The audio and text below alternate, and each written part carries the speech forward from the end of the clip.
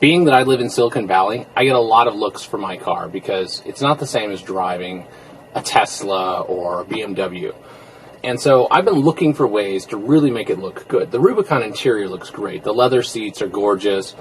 You know, the trim's nice. But Wow Trim makes a kit to make this spectacular. It really lives up to the name Wow Trim.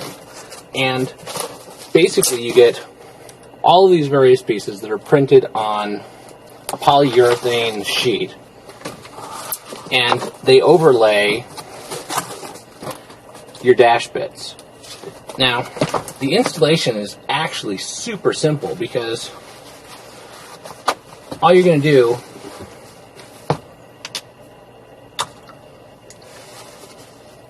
is put some alcohol on a paper towel and make sure that the surface is super clean. Give it a second to dry.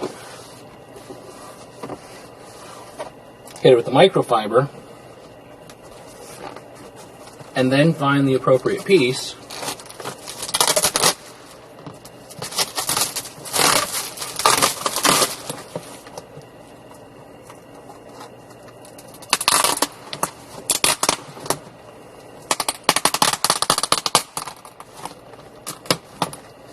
And then each piece is glued to the cardboard, but then has 3M on the back. So you make sure that it's going to align well. Basically, do you have the right piece? And double check that the way that you're going to align it lines up with the slight curve of whatever you're going to do. Once you've got that figured out, peel off the back, which may be the hardest part of this whole process. There we go.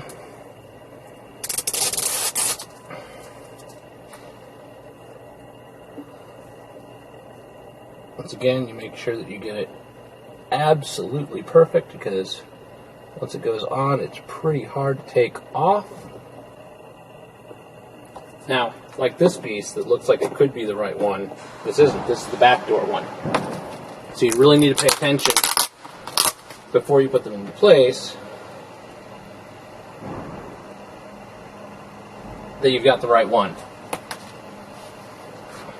And then I don't know whether you could see it on the camera there, but I had a piece of the paper towel attached, which is the reason I always go over them with the microfiber afterwards, is to make sure that you don't have any paper towel lint afterwards. But I found that if I use the alcohol on the microfiber directly, sometimes it melts my microfiber cloth. So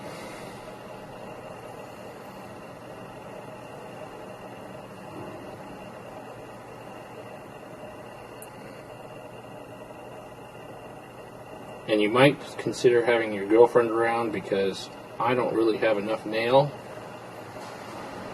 to pull the 3M backing off. There we go. Now, there aren't too many spots where I can really offer great pieces of advice for this, but the shifter is one spot that I can. So at least on the automatic. So what I've done is I've torn the 3M here so that it'll be easy to pull off. And rather than taking off the shifter, I'm just going to slide this around like so. You can see that it'll line up. And before I place it,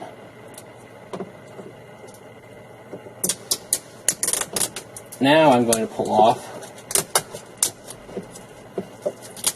the backing all the way around.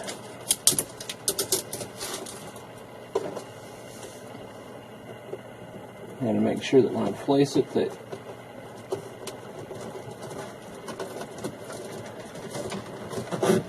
everything goes on just so.